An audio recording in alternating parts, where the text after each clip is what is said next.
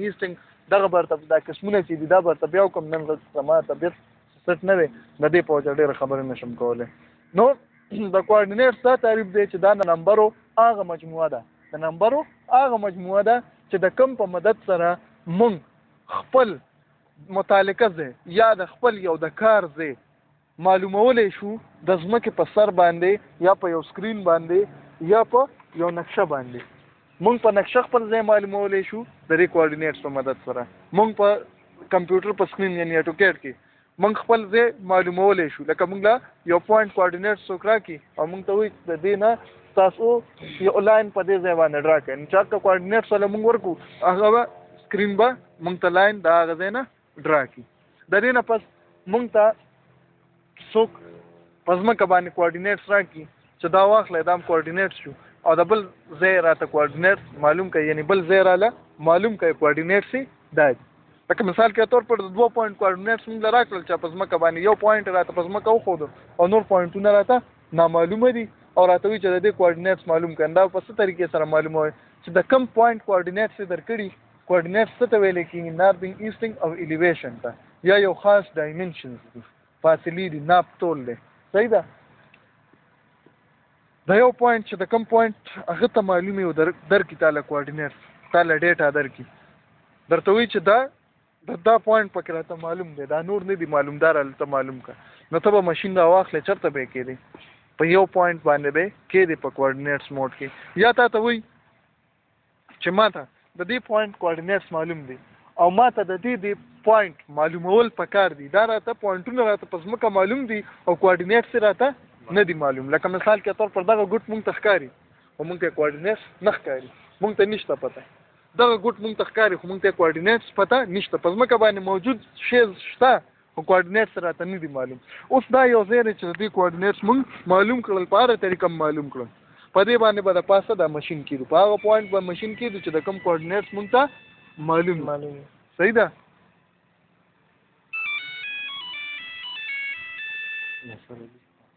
کوارډینیټس تاته معلومي د هغه پوینټ باندې و مشین کېدی او د هغه کوارډینیټس په ورکړي. اوس زه تاسو ته بیا وایم چې ور به یې که خو چېرته به یې ورکړې په H2 کې میر دی دا مخکې ډسټنس موډ کې و په دې کې خو ته څه ځان چینجز نه شي کولی. موډ دی موډ کې هم ته څه چینجز لکه هغه مشین کې درله درکړي دي هغه ته بدلولی را بدلولی شي ځان خو پکې څه نه شي ورکولی. ایس اوکې ایس یې ده په دې کې خو د پریزم په باره کې خبرې دي. نو تا هغه کار خو ونه شو په H2 ته راشه. په H2 کې څه دي ریفلیکټر هایټ دا پکې یو نوې خبره رااله انسټرومنټ هایټ دا هم پکې یو نوې خبره رااله اکوپاید پوینټ دا هم پکې یو نوې خبره رااله. بعضې مشینانو کې به د RHT په ځای RT یا PT پریزم هایټ یا PH په لیکلی یا RH په لیکلی. صحیح شوه. یا صرف ریفلیکټر به لیکلی چرڅې لیکلی تاسو ګورئ چې د معنی څه غواړي دی ته وایي ریفلیکټر هایټ انپوټ د ریفلیکټر هایټ دلته ولیکه.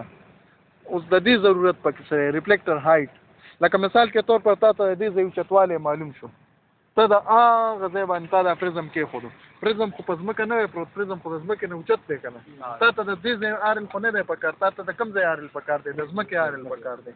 نو دا پریزم د ځمکې نه څومره اوچت دی مثال کې طور پر دا ته 5 میټر اوچت دی یا 2 میټر ته اوچت دی یا 1 میټر ته اوچت دی یا 2 فوټه ته اوچت دی. د څومره اوچت دی هغه اوچتوالی به وله تاسو ورکوئ په څه کې په دې ریفلیکټر هایټ کې به وله ورکوئ. مثال کے طور پر دا ته دې ټایم کې 1.30 یا 1.03 میټر تی اوچت دی ریفلیکټر هایټ هم وله ورکو واپس شو مشین. خو لا ستاسو خو لا نور څیزونه هم پاتې دي اکوپاید ته خو لا نه یې تلي د دې ځای کوارډینیټس هم نه دي ورکړي. بیا هلته لاړه چې 2 سره مو کتل INSHT لیکلي درته انسټرومنټ هایټ انپوټ. انسټرومنٹ هایټ څه شی دی؟